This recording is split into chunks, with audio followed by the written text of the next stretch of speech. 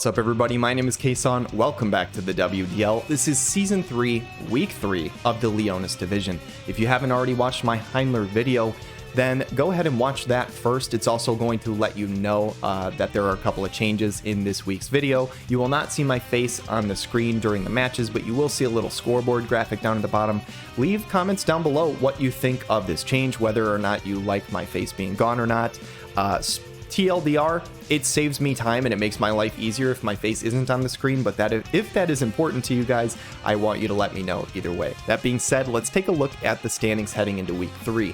We've got Zhalk of Boco Buddies and JAYBLACK of Chronic Fatigue, both with 6 points right at the top here. Willy Goats of the Corpse Brigade and Highwind of Tears for Spears not far behind with 4 points. Sandrooster, AllSmokedUp, King Delita, and MaechenX, all of Unicorn Gunfight, Trap Queens, Arc Knights, and the Shoometal Alchemists, of course, with 3 points. JohnnyB of Disposable Heroes with 2, and Taiyo bringing up the rear with Fire Force with 1 point. This is a very, very tight division heading into Week 3. I'm excited to see what happens, and let's check them out.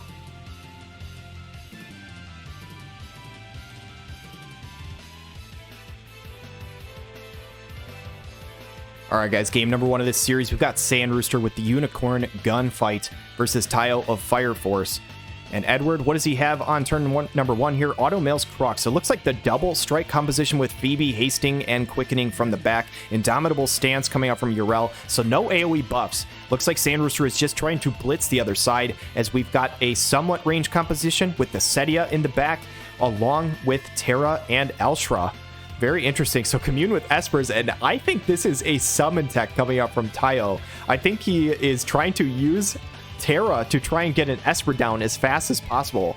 This is a very cool strategy if he is able to pull this off. I don't think I've ever actually seen this in PvP. Meltdown Plus comes out from Terra, a decent chunk, about half health onto the Edward, but here comes the Quicken, and how much damage is Edward going to be able to do? They are all stacked up very nicely for him. Oh boy, Wall Breaker's going to come out. Oh my god, and that is a double kill, and this is looking really rough. The AP absorb coming out from Terra, so not a whole lot of AP on Edward's side. But this is a limit break coming out from Urel, and this might be the game 1 victory. Sandrooster, I think, a couple times before has held the record for fastest game ever. I think he might have just broke his own record. Wow. That game 1 was very high octane coming out from Sandrooster and Unicorn Gunfight. Does Taiyo have an answer in game number 2?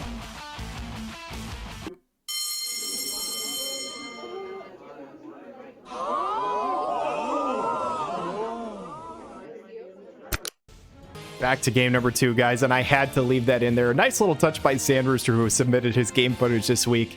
If you guys haven't checked it out before, he did a really cool team preview video. But here comes Automail's Crux coming out from Edward, Momentum coming out from Gargus, and oh man, they are looking to do a bunch of AoE damage. Speaking of AoE damage, though, hold on a second. This is Rain with his brand new 140. That is an AoE resistance buff. Guys, if you don't know, Rain can actually reach 100% AoE resist. So there is a chance that he will take 1 damage if somebody AoEs him. This will be interesting to see. Heart of Flutter coming out from Rain, so he's going to get that unit attack resist up as well, and the movement. And here comes Edward. What does he have in store for us? So he's going to go Wall Breaker. This is AoE, and there it is. It doesn't one-shot the Seymour. It does exactly 1 damage to Rain. And this is the 2nd week in a row where one of Taiyo's tanks is taking only 1 damage from the opposing damage dealer. But Windlash, unfortunately, Gargus is kind of a counter that drops the AoE resist. But Seymour dodged Gargus. Can he dodge Edward this time? The answer is going to be no, because he is not targeted. It is Adamantine Pillar Transformation, which is a double single target attack. The AoE resistance does not matter against that kind of attack. And my goodness, Taiyo, unfortunately, is up against it again in game number 2 here. I don't think Rain and Seymour are going to have the damage to pull this off, but we'll find out. Shining Nova, going to be a fire attack resistance break. A nice chunk of damage. The problem is they need to kill Edward. Actually, Gargus has guaranteed hits as well, so I don't think it's going to matter. Arrow's going to take out the Rain. Phoebe's going to walk forward to try and get some sort of quicken on. Seymour might get an opportunity to get a kill here, though, before it is all over. Can he finish off Edward? Heian comes out. Yes, he can. That's actually quite a bit of damage. Impressive damage coming out from Seymour. And Kurata just going to heal up a little bit, but honestly, not going to matter. Here comes Gargus. Arrow comes out 87-40, and that is a game 2 victory for Sandrooster and Unicorn Gunfight.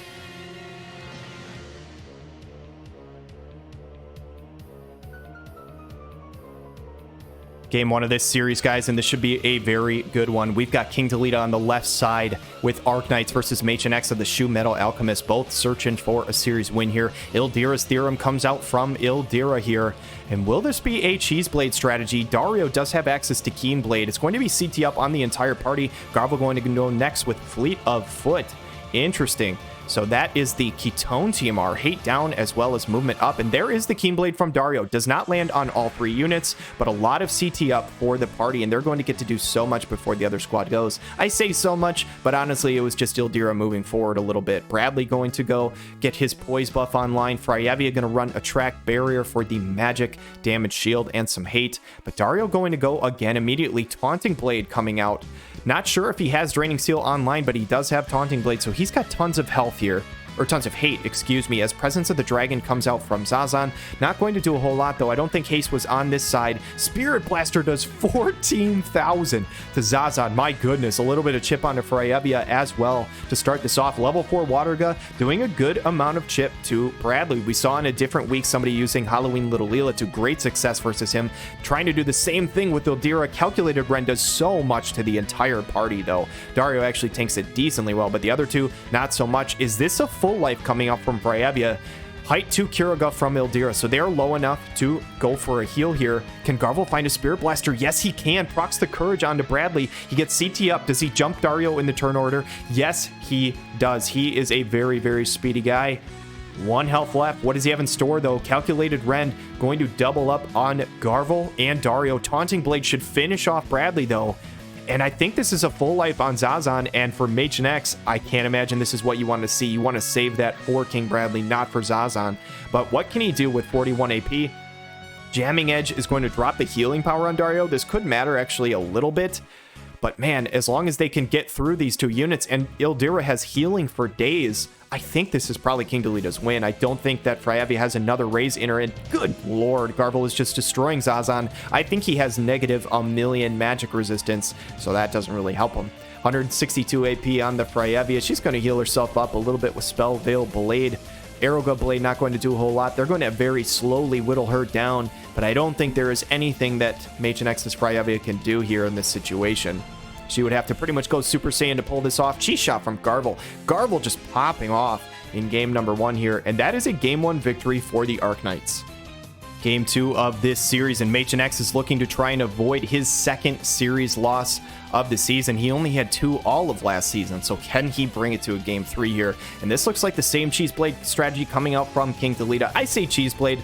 It's not a cheese strategy. It's just a very smart move. Gives CT up on the entire party, and then if you can land Keen Blade on all 3, it's just so much extra force right at the beginning of the battle. And here comes the Keen Blade. Does Ildira have anything else to use, though? Does she have some sort of TMR or something like that? Or is she just going to walk forward? She's just going to walk forward to help the positioning. Everybody grouped up in a nice little V formation here with MaechenX and the Shoometal Alchemists. What do they have for response? I imagine this is poise coming out from Bradley. No, it's Subterfuge. It is evasion and hate down for him. Interesting. So is this an evasion squad on the other side? Obviously, King Bradley can be built that way. Earth has a lot of evasion cards. There's a couple of non-Earth units on the party here. So is that what we're going to see? Honestly, Dario basically does almost no damage to the Freyevia here, and Regenerator is going to heal her back more than she took. So MaechenX says, thank you very much. I will have another. Orlando comes out, Crush Armor plus 8103, though. Crushes Freyevia. She is very good against magic. Not so much to these beastly physical slash damage dealers. And the Height Watergut does barely any damage. As I said before, she's very, very good against those. Poise comes out from Bradley, and he's ready to go, but he's so far away from this fight. And my question is Freyevia going to die before these 2 can even enter the fight? Orlando probably finds a kill on her. We'll have to see here, though. I did notice that this was a level 127 Zazan, so it is possible that he is running some hate. Knight's Blessing comes out from the Freyevia, though. She's going to full heal herself. She says, no worries, I got this, bro. And she heals up more than Orlando just did. He pops Trinity Break, and they're just wasting a ton of AP on her. Maybe this is part of MaechenX's strategy, wasting all of the AP, and then the back 2 line units can close in and deal some damage. So Zazan, what do you got in store for us, bud? You have a lot of movement typically. Going to run Shadowcast, and I think this is an evasion Zazan as well. I can't wait to see what happens here if he is able to avoid anybody. I don't think I've ever seen a full evade Zazan. We'll have to see. Momentum comes out from King Bradley using his own little eye patch. As you can see, it is running across his face there as Crush Armor Plus comes out and kills the Zazan. Even with the evasion, the plus 30 accuracy rate on that skill doing enough and one-shotting him. Hype-based water comes out from Ildira, though, and now it looks like these two units are kind of trading blows because one of them probably had slightly more hate at that time. I don't know. It's going to be interesting to see what happens here. I think they're both probably just about out of hate. So we'll have to see what happens here. What does Freyavia go for? I imagine... Does she have another heal in her kit? No, she doesn't. Spellveil Blade is going to heal her up nicely, though. Lifesteal is about 3,200. Who needs Drain Force when you have Spellveil Blade? Calculated Ren doing a little bit of chip to Dario, getting his CT up as well. He's hasted, so he's going to be very quick. Zazan, unfortunately, this evasion strategy not really working for him, though. It looks like he's still getting hit by pretty much everything. Crush Armor Plus comes out from Orlando. And man, oh man, King Delita is trying to seal this in 2 games. I imagine this is probably a heal from Ildira. No, it is not. She is ready to deal some damage. She's summoning an Esper on his head. It is Mega Flare coming out from the skies. Bahamut descending to just obliterate King Bradley. Will this bring him down to courage? Because if it does, that is pretty major. Does it do enough to bring him to courage? No, I'm sorry. He was full health. I don't know why I thought he wasn't full health. He certainly was, so he's going to tank that up nicely. This should be a shitload of damage, though. Orlando might drop if he's able to find an AoE. I think a diamond can... I don't think a diamond can fully reach all 3, but I think it can hit Dario and Orlando. Looking at the positioning on the map, I think he can find those 2. Assuming that Dario still has hate. He is thinking long and hard about this decision. Oh, never mind. I take it back. Calculator Ren can find all 3. He drops Orlando in the backline, and MaechenX's Bradley is going to lap, I think. This might just be lagging. I can't tell if he lapped or if he's just taking his time to end the turn. Auto is enabled. It's not like MaechenX is doing this. It's just, for whatever reason, this one turn is taking a while. King Bradley thinking about what he wants to do after this fight, after he makes a sweet comeback. He did lap. He goes again immediately. Calculated Ren comes out, and he easily 3v1s the entire party. And this, guys, is why King Bradley is 110 cost. Just the amount of CT that he's able to get when he hastes up and also gets those CT up stuff. And honestly, so much AP wasted onto the Freyavia. A nice strategy by MaechenX here in game number 2. Can he close out in game 3, or does King Delita respond in the final game? All right, guys, final game of this series, and a little history between these two players. MaechenX did far better last season in terms of record, but King Delita actually won the head-to-head thanks to some very fortunate reflexes in the final game of their series. Who will take it this time as a double ice composition and a full UR squad coming out from MaechenX? Winter Rabbies, Halloween Frederica, and Freyavia, with a couple of AoE buffs on this side, is the other squad. The old, reliable, trusty but faithful team coming up from King Delita looks like Sadali, Dario, and Naya. I think this is the team he has used the most up to this point. As a track barrier comes out from Freyavia, getting some hate, and the magic shield, very similar. Magic shield coming out from Dario as well. And Naya, what in the F is happening? I just realized, I think that was 2 turns in a row that Naya literally didn't buff. She's just walking forward. She's sprinting into the other team. Naya, that is not what you want to do. I don't think that's the strategy. As preventative medicine comes out, I want to say that's Minwoo TMR, but I'm not sure. Resilient Stance comes out from Frederica. Freyavia going to go Blizziga Blade. Thankfully for the elemental disadvantage, Naya survives a hit. Is this the 5-head super IQ Naya tank strategy coming out from King Delita? I am assuming that King Delita accidentally just has skills off. She should heal here. It looks like she does at least have Kuriga on, I think. Unless this is offensive Naya, it is not. Okay, thank God. Everybody take a minute here. And what does Winter Ravies have? Great Guillotine does quite a bit of damage to the Dario. Halloween Frederica. Can she find Dario though, or does she hit Naya? Yes, she can. Okay, so everybody calm down. The front line sprinting forward Naya managed to survive a hit, and now she should be in position to heal here. The blind comes out from Carving Carnival. Draining Seal is a guaranteed hit, though, coming out from Dario, and dealing a good amount of damage. Winter Ravies is much bulkier versus physical than she is magic. Freyavia is the opposite. Spellveil Blade hitting both. The counter coming out from Sadali, but not doing a whole lot. I imagine this Kuriga should full heal everybody coming out from Naya, though. She is a beast of a healer. Also going to give CT up to the party as well. And Sadali, what can he find? Earthrending Pain, even with the elemental disadvantage, killing the Winter Ravies. A 3v2 in favor of King Delita here. Draining Seal not doing a whole lot to Halloween Fred, to be honest. But what can Fryevia find here? A hit onto 2 wind units would be a good start, but no, she's channeling. That tells me that this is most likely a full life. What does Halloween Frederica have in response? Can she find an AoE? Yes, she can. Fatal Pirouette. Doesn't do a whole lot. Heals her up a little bit. Gets Naya lower, and Naya actually channels in SU now. I thought she might be going for damage for a second, but she heals the blind on Dario, and this is a limit break coming out from Sadali. Does he instantly put Ravi's back into the grave where he found her? 75-36, not quite. She's going to stay up, so Zombie Ravi's, what does she have in store for us? 51 AP, Silencing Sweep says, no thank you, I'll kill you, buddy, but now this is Zombie Stodily. So we got 2 zombies facing off against each other at this point. And Fryevia, what does she have in store? Does she have a heal? MaechenX, I imagine probably running Knight's Blessing or something like that. I don't think she has used that this fight.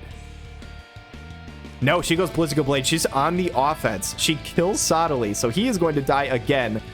Naya probably going to go for a Kiriga on both her and Dario. Maybe this is a full life, though. Hard to say. Taunting Blade comes out.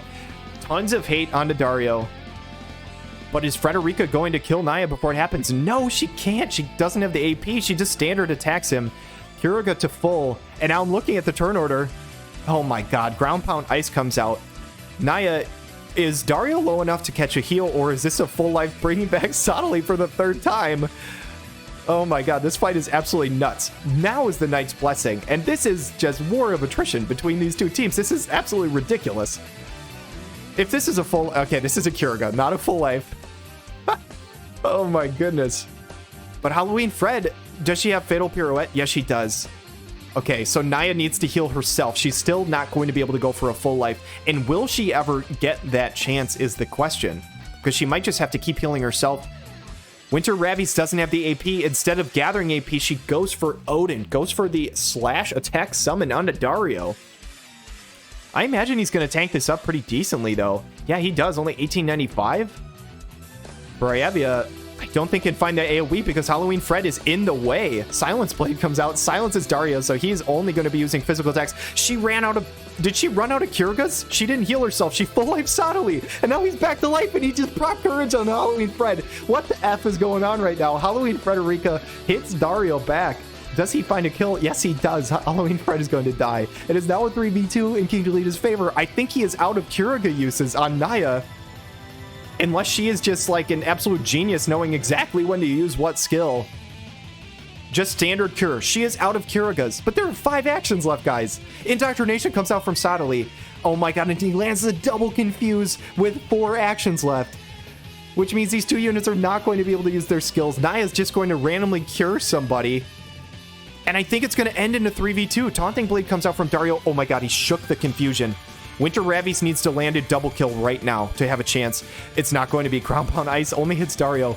King Delita is going to win this. There are 5 members alive in this battle. I have never seen that once in my life, and King Delita wins this series 2-1 over MaechenX. I have no words. This is one of the most insane games I've ever seen in my life. So much healing, so much reviving. Congratulations to King Delita. I'm so sorry for MaechenX. But GG's, that was an awesome series.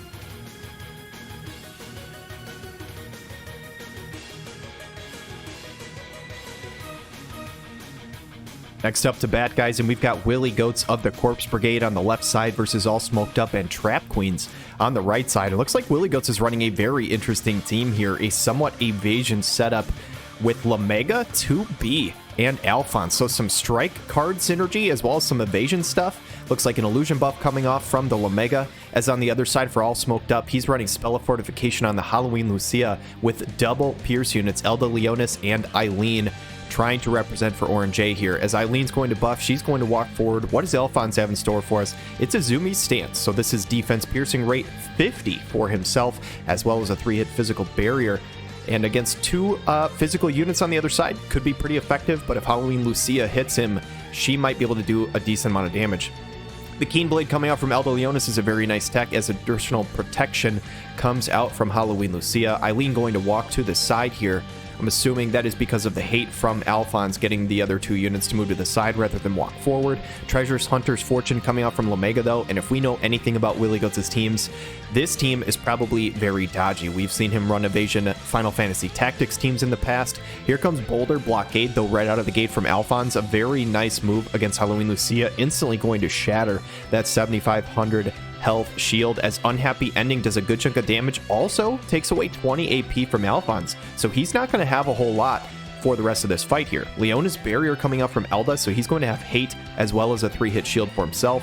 So there's backline hate at the moment. 2B, can you get in range to do damage? Yes, you can. Whirling Vortex does a really nice chunk onto Eileen. Not a whole lot onto the Halloween Lucia, though. Treasures Hunter's Fortune just going to get refreshed from Lamega, so just getting that buff to last a little longer. Standard attack coming out from Alphonse as he didn't have enough AP to do a whole lot. Here comes Universal Glory, and unfortunate for Eileen, gets dodged by all 3 units, not going to do any damage here, as Unhappy Ending again just whittling down all of that AP for Alphonse. He is basically just going to do standard attacks, not going to be able to do much else. Night Veil coming out from 2B though, 60 costs in our format. We haven't seen her in the WDL yet, but she is coming to play. Gets the first kill of the match here. Elda Leonis, what does he have in store? He goes for Armor Piercer and again gets dodged by all 3 units. Can't find the accuracy here. Just another standard attack coming out from Alphonse. The counter thrust comes out. This time it does hit, so there's at least a chance to hit, as Toad's Curse, the guaranteed hit, will drop to B in an instant. And I will say Elda has some hate, so there is still a chance here on AllSmokedUp side, even with the accuracy issues, because Halloween Lucia has guaranteed hits. Still not enough AP to try and do damage to Halloween Lucia. Just going to standard attack. Void Piercer lands though. Elda finally finds the accuracy, gets the kill, and this looks very, very good for AllSmokedUp in game 1 here, as an Unhappy Ending. Very, very fitting name for Willy Goats. It is an unhappy ending for him in game number 1. Second game of this series, guys, and it looks like we've got Willy Goats running Alphonse, Skahal, and Severo. So double magic user with the tank up front. And Alphonse is immediately going to pop Azumi's Stance. Looks like the same composition coming out from AllSmokedUp and the Trap Queens. Zombie TMR coming out from Skahal, pretty much a staple in his build. Piercing Impulse going to immediately drop the unit attack resist on the Alphonse, which can be very, very nice, as he tends to stack quite a bit of both unit and AoE resist on himself, typically hovering at least around 50 for both. Keenblade coming out from Elda, it's only going to land on him. Not sure if that's what AllSmokedUp wanted, but Elda will go next in line. Water Gut Perpetuator from Severo, though, doing a very sizable chunk of damage, 6,400 on the Eileen. Here comes the hate from Elda, though, and the tank should be able to walk forward. But does he walk forward enough? I'm looking at the map here. Can Skahal find a Thundaga on Halloween Lucia as well? If he can, I think this is over for AllSmokedUp, because Halloween Lucia is very weak to magic. If it only hits Elda, then he is probably in a pretty good position. It finds both, though. That is so much damage. Halloween Lucia going to drop instantly, and you have to think this game 2 is over here for AllSmokedUp. The main damage dealer in the backline is now dead. Elda did put in some work last fight, but Skahal still has his re-raise as well. You're going to have to kill him 3 times. Boulder Blockade from Alphonse doing so much damage. And with that skill from Halloween Lucia not being able to whittle down the AP of Alphonse, he is allowed to actually do what he wants to do. And this seems like a very, very good adjustment from Willy Goats in game number 2. Just a standard attack coming out from Eileen, not going to do a whole lot. Severo should be able to claim this kill with a water. And we are going to a game 3 in this series. Game number 3 of this series, guys, and Willy Goats on the left again with the same composition he brought last time in the exact same placement. On the other side, it looks like AllSmokedUp is going with a somewhat similar composition, but instead of Halloween Lucia, opting for that Celis to try and absorb these attacks from Skahal. Probably a pretty smart move, honestly. One thing I will shout out, though, is Celeste is known to be weak to strike damage. I remember this from my very first guide ever. It is my Queen guide. Queen kind of popped off on Celis. Can Alphonse do some of the same? It looks like a Keen Blade coming out from Elda to try and get that CT up in the party. Runic Blade coming out from Celis, though, should be able to soak hits both from Skahal and Severo as well. Severo should be going for his level 120 skill to give himself some haste in his courage, as Eileen's going to walk up. Piercing Impulse does almost 4k to Alphonse right out of the gate, dropping that unit resistance. A very nice start for Eileen here, as she is going to hover around the Celis, and she should be able to tank up for these other 2 units. What can she find? Magic Burst, decent amount of damage onto the Severo, and a little bit of chip to the other 2 as well.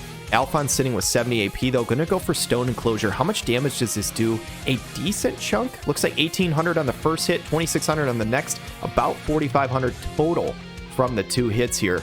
Escahal going to walk forward. What does he go for? This is the Haste and Courage online for Severo, so he's going to live one more hit. Thundergut Disposer gets absorbed by the Celis. Runic, though, very, very nice for AllSmokedUp. Escahal is now down to his Courage. Man, oh man, this is going to be an interesting fight. Very, very close. Boulder Blockade does so much damage, though, getting rid of the Celis. And oh man, looking at the Tornor, this could be really, really rough for the Trap Queens as Flare comes out from Severo. I expect this to do a ton. 7,900 is just that. Elda, can you get damage down? It's looking like he does not have the range to close the gap here. If he could have found an AoE, I think I like his chances, but unfortunate at this point. Looks like the other side is going to be able to chain up back to back to back. Skahal going to go next. Flare is going to shatter that barrier that he just put online. 6,200 damage is a very sizable chunk. Only 5 AP coming out from Alphonse, so he's just going to use Drain Glyph, his own TMR, but Skahal is faster than Elda and is actually just going to lap him even though he just went. Severo is also going to go next with his haste. Looks like he gets his skill off in time. He's going to claim the kill, and Willy Goats and the Corpse Brigade claims the Game 3 series win over AllSmokedUp and the Trap Queens.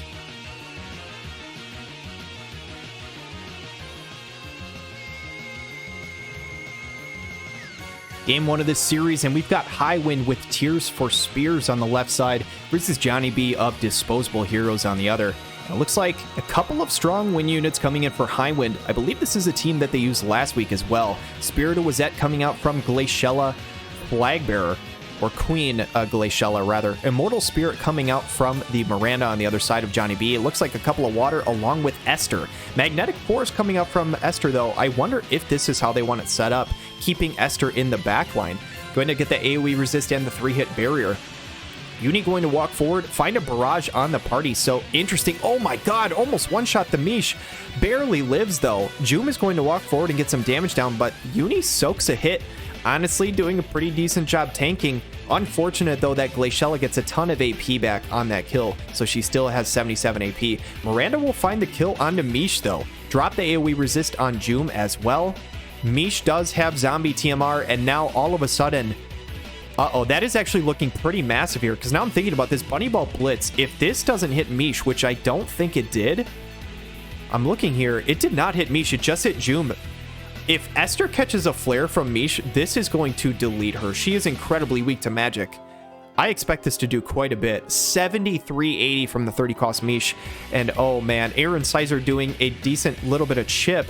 But Uni, unfortunately, just barely missing that one-shot kill onto Mish is looking pretty massive as Esther is quite low. But Miranda and Esther are chaining up here. If they can find a couple of AoEs with a Water Gu and some sort of other AoE here. Nope, Esther doesn't have the AP for it. Just going to standard attack. Water Go, though, it puts Joom to sleep. Does not put Glaciella to sleep, but it puts Joom to sleep. This might not be over yet. Dispelling Spear Flight will kill Miranda, but if Esther can follow up with something onto Glaciella, she might have a chance. She has decent Pierce Resist. She might even be able to live a hit. Unfortunately, though, for JohnnyB, she goes for the Joom instead of the Glaciella. Barrier Break Lance only doing 2262, and this is what I was talking about. She's pretty tanky versus Pierce. And Esther goes again. Man, I don't think she would have had the damage anyway, but if she would have went for Glaciella, maybe she would have had a little bit of a chance. But that is GG's in a great game 1 coming up from Highwind and Tears for Spears. Second game of this series, and it looks like the exact same composition coming out from both teams here. So maybe just a positioning adjustment coming out from JohnnyB. I think he thinks that that is the reason that he lost, not necessarily the team comp. So the Vacuum Veil comes out from Joom, Protect and Shell, Hate up. She's ready to go. She's basically a 1 buff tank here as Immortal Spirit comes out from Miranda. So she's going to have Courage to get through, although Glaciella does have a very good way to get rid of Courage. Esther's going to go with her Barrier, and Zombie TMR again coming out from Mish. This time, can Uni one-shot? If Uni was able to one-shot last time, oh no, it gets reflexed. Oh boy, that is looking really rough for JohnnyB now, because I think game 1, that was a pretty big deal that Uni couldn't one-tap that Mish. If he could have, it could have been pretty big. Here comes Dance of the Whirlwind, though, from the Joom. Unit attack resist up for herself. Can Miranda land a sleep on one of these units, though? If she can, that could be pretty massive. She landed on Joom last time. I don't know if Glaciella has any innate sleep resist. Let's find out. Both units do not fall asleep. Both units stay awake. Abyssal Mire coming out from the Mish, and that is going to land the kill on Uni. It is now a 2v3, and this is looking pretty difficult. Glaciella, I imagine, going to do a ton of damage to the Miranda. Probably not too much to Esther, but on the Miranda, it's quite a bit. About half health, honestly soaked up decently well. Maybe stacking some Pierce Resist on the other side. Joom going to follow this up. Self-heal back on Miranda. And JohnnyB, again, might have a chance if they can land a couple of big AoEs, especially if a sleep lands. But this is much better for JohnnyB compared to last time. The Bunny Bolt Blitz is going to land on the two main targets here, on the Joom and Glaciella. That's actually quite a bit of damage. What can Miranda do here?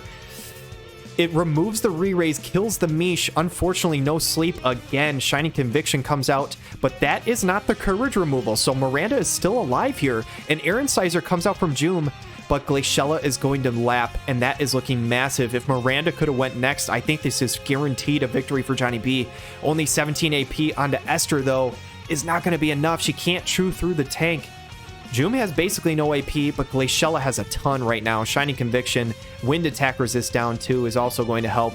And with no AP on Esther, this is looking like a foregone conclusion. This should be a 2-0 victory coming in for Highwind. Here comes the Esper, Lunatic Voice. Interesting. So this is the Siren Esper, looking for some high agility and some slash resistance on the Joom. Triple Cross comes out. That's going to get the kill. It's going to remove the courage. And that is a 2-0 victory for Highwind and Tears for Spears. Congratulations on the series victory, and very well fought by JohnnyB.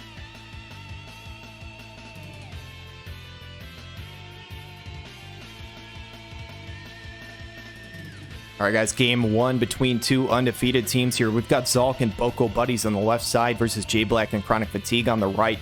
Looks like double missile with some time mage support coming out from JAYBLACK. And on the left side, the same old reliable, I would say, from Zhalk and Boco buddies. He's been running Sephiroth and Little Leela every single time up to this point, and he's saying, until somebody shows me they can beat it, I'm going to keep running it. This should be a guard Hasteja coming out from Lemure, so this should be a very good position for JAYBLACK, being able to haste up everybody. Veil of Woe comes out from Sephiroth, and this is going to be tricky for the other team. There's not a great way to break barriers on the other squad unless you see Quadruple Shot from Lucia, which honestly doesn't do a ton of damage. It just will break the barrier. Keenblade coming out from Little Leela, so again, another good turn rotation coming out from Zhalk. The Quicken timing is just a tiny bit strange. Now the Quicken will boost her up here. Helena should be able to get another one off, though, actually. And I think I mentioned this in a Heinler video, but Helena Leonis, basically, you need to run either Time Mage or White Mage sub-job. Both are very good, but you can only basically pick one. Spiteful Blast coming out from Lucia is a good chunk of damage. 5100 landing this slow. And Sephiroth going to move to the side here. So Curry, what can he follow up with? They need to get rid of this Leela quickly because they need to kill Sephiroth. Frostmaw Barrage is enough chip that Lucia should be able to kill her on the next hit. These Quickens look like they're going to land at the exact same time here. Little Leela going to go next, though. How much damage can she get on Lucia? Absolutely none. She dodges it. That is unexpected. 7,700 health because she did not take any sort of damage. Lucia going to finish this off with a Spiteful Blast. And this is a very good start for JAYBLACK, but they need to put down some damage very quickly because Sephiroth is closing this gap. They are stacked up, and I have no doubts in his ability to one-shot this entire team if he is able to hit them. Lucia going to sharpshoot the backline. Helena's going to drop, so this is 2 kills coming out from JAYBLACK here. But Sephiroth is inevitable. He is walking forward. Can they get rid of him? Sharpshoot comes out for 1259. I think you would have liked to see the Frostbite or something like that to get rid of some of the AP. Hell's Gate comes out. That's going to one-shot Curry. And I think on JAYBLACK's side, he needs some reflexes to win this. Curry would have need to reflex. Lucia might need to reflex. I imagine this is another guard Hasteja. Yes, it is. So both units haste it up. But not enough AP from Lucia. She wasted so much on Little Leela. She's not going to be able to limit break to disable the Sephiroth. And that could be pretty major here. Quicken might come off in time. Yes, it will. But she's just got no AP. She's got 3, and I don't think this is going to be enough. She's going to have to hit him a handful more times. He still has 1 more hit left on his barrier, I believe, which is why he's soaking damage so well. And Hell's Gate's going to come out. Like I said, Sephiroth is inevitable. He finds the double kill. And Zhalk's Sephiroth and Leela team is just looking so oppressive. They win game 1. Game number 2, guys, and we've got the Boco buddies on the left again with Chronic Fatigue on the other side. JAYBLACK switching it up completely. He said, hey, I need some more girth on my team. So he's bringing in Snow, he's bringing in Perrine and Sosha. Sosha with her 140 now is a pretty strong unit at 30 cost. Veil of Woe coming out again from Sephiroth. And it looks like probably a similar rotation from last time. The one thing I will say is that the Keenblade is probably not going to catch all 3 units. So this could be a nice adjustment from JAYBLACK just in terms of positioning. Keenblade coming out from Sosha is going to catch on the Snow, who has his Courage online, and he's going to walk forward. That Courage won't do anything, though, if Sephiroth finds the Limit Break. So will he be able to find that? We'll have to find out. Keenblade comes out, does not hit the Sephiroth, though. So saving a little bit of CT there. Quicken comes out on Leela. She's going to be out on her own little island here as she goes Mine Fortress, but there is no magic damage on the other side. They might be able to get through her somewhat quickly. Helen is just going to keep quickening her, and she's just going to be on the complete opposite side of the map soon enough. Dragon's Might comes out from Sosha, and I said this wrong on last week, but basically she has guaranteed hits for a few turns here now. Not that it probably matters versus this other squad, but she also has Protect and some other buffs. And now Snow is on the line. He's got all of his buffs. Same with Perrine. They're both ready to go, and she now has AP Restore as well. Here is that second Quicken coming out from Helena. What does Leela have in store for him? Taunting Spell is just a tiny bit of chip damage, but she has tons of hate now. And Sephiroth with 104 AP does a whole lot of nothing on this turn. Sosha, what does she have for this little Leela? Can they chain her down here? She's going to jump up in the air. This cast time, though, I'm looking... Does Helena finish a Quicken before Sosha lands? Because if she does, she might miss this jump. No, Sosha's going to finish her jump first, so it's not going to matter. Smite 2 comes out from Snow. And how much damage can Sosha do? Jamming Dive 2809 is not quite enough. Sephiroth probably going to be able to find an AoE. No, I take it back just to Lyric Fury. So Courage still online for Snow. Quicken onto the Leela. Can she kill him with a Slash Chain or proc the Courage on a Slash Chain? 133 AP. Dark Blade is going to do enough. Proc the Courage, but honestly, that might be good for JAYBLACK because Sephiroth has Courage removal and it gets the heal back. So honestly, that might have just helped him out a little bit. Perrine should be able to find this kill. Finds the Vortex kick, so doing a chunk to Sephiroth as well as killing the little Leela. Sosha going to jump up into the air. And Helena, what does she have? She's going to channel something. Is this another Quicken? Spirit Breaker comes out from Snow, though. One-shots the Helena, and now this is a 3v1 in JAYBLACK's favor. Just like the first game, however, I will say this looks better for JAYBLACK than last time. Hell's Gate comes out, not enough to one-shot the Snow. Sosha will drop, though. Can these two Fist units get it done? Do they have enough damage? Perrine has some really good single target attacks. I'm getting Subjugating Fist. No, it is Motherly Punishment. This is actually to break the barrier, so this is very, very nice. You can tell that chain damage going up quite a bit as the barrier got broken. Who's going to go next? That haste is enough to make Perrine lap, and I think that could be the difference in the fight. She's going to standard attack for 9,000 damage. My goodness. And JAYBLACK says, not so fast. I've got an answer for you, and we are going to Game 3. Game 3 of this series between two great players, guys. A slight adjustment coming out from Zhalk. Still running Sephiroth and Little Leela, but running Grace this time as a healer rather than the Time Mage support of Helena. So the AoE buff coming out from Perrine. She's got her HP recovery, get some AoE resist, all that good stuff. Veil of Woe coming out from Sephiroth. We've seen it in the first 2 games. He's running it back again. I imagine a Keenblade coming out from Sosha. This time it will land on all 3 units, so that's a little better for JAYBLACK compared to last time. I'm actually surprised Sosha is faster than Snow. That is very interesting. As the Courage buff comes on for him, it will be nice unless he gets limit broken. So the positioning is going to be very, very major here. Last time, Sephiroth was not able to find that limit break AoE. Momentum comes out from Little Leela, so King Bradley TMR, this is a change-up. I do not believe she was running this in the last 2 fights. Haste it up, Leela. Will that matter? Shadow Dance comes out, AP Restore, as well as a number of other good things for her. And Sosha, can she reach here? She's got some pretty good range. I imagine this is a horizontal jump. Maybe her 120 skill can reach from here as well. I'm actually not sure. Close call comes out, though. Some AoE resist will be very nice against Sephiroth. Also getting that self-heal. Hell's Gate still doing 5,800, so quite a bit of damage. He might be able to proc that self-heal when Little Leela hits him, though. We'll have to see. And what is Grace going to channel here? We do not see this unit very often, even in the WDL. Vortex coming out from Perrine. Decent chunk. But honestly, I say decent, still tanked pretty well by the Little Leela, and the regen giving healing power up Going to make her regen even better. Enough of this counter comes out, though. 2,500 damage is nice. Will that proc the self-heal on Snow? No, it actually doesn't. He's actually just above the threshold, I think just barely. I believe his threshold is like 20%, and I think he's probably like 22 or something like that. This could actually end up being pretty massive for Zhalk if he is not able to find that self-heal. Perrine going to go Vortex Kick on all three, though.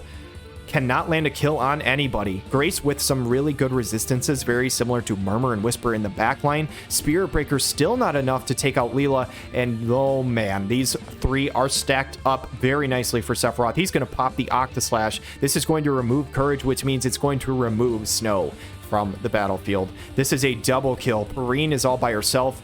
And on JAYBLACK's side, if there was any unit you wanted alive to try and win this, it is Perrine. But man, this is a very uphill climb. Can she pull it off? Silence Blade, the silence not going to matter.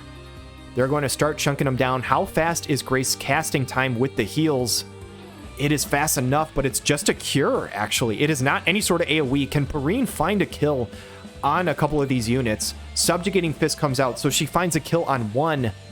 But I think Sephiroth probably has the damage to kill from here. Perrine is very tanky. Paralyzing Edge is enough, though. It's 8k worth of damage. And Zhalk, Boco Buddies, and Sephiroth remain undefeated through 3 weeks of the season. Great performance by both players.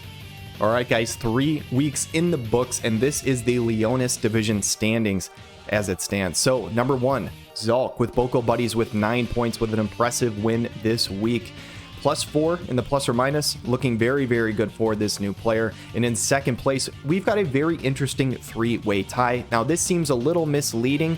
It shows Highwind with Tears for Spears above Willy Goats of the Corpse Brigade and JAYBLACK of Chronic Fatigue. I listed them in order of the plus or minus tiebreaker here. However, JAYBLACK technically beat Highwind head-to-head in week number 1. So if it were a 2-way tie between these two teams, JAYBLACK would still have the edge, even if his plus or minus was worse. Sandrooster in 5th place here with Unicorn Gunfight with 6 points and a +2 overall record. King Delita of Arknights as well with 6 points. He did also lose the head-to-head to Sandrooster, so Sandrooster does have that tiebreaker.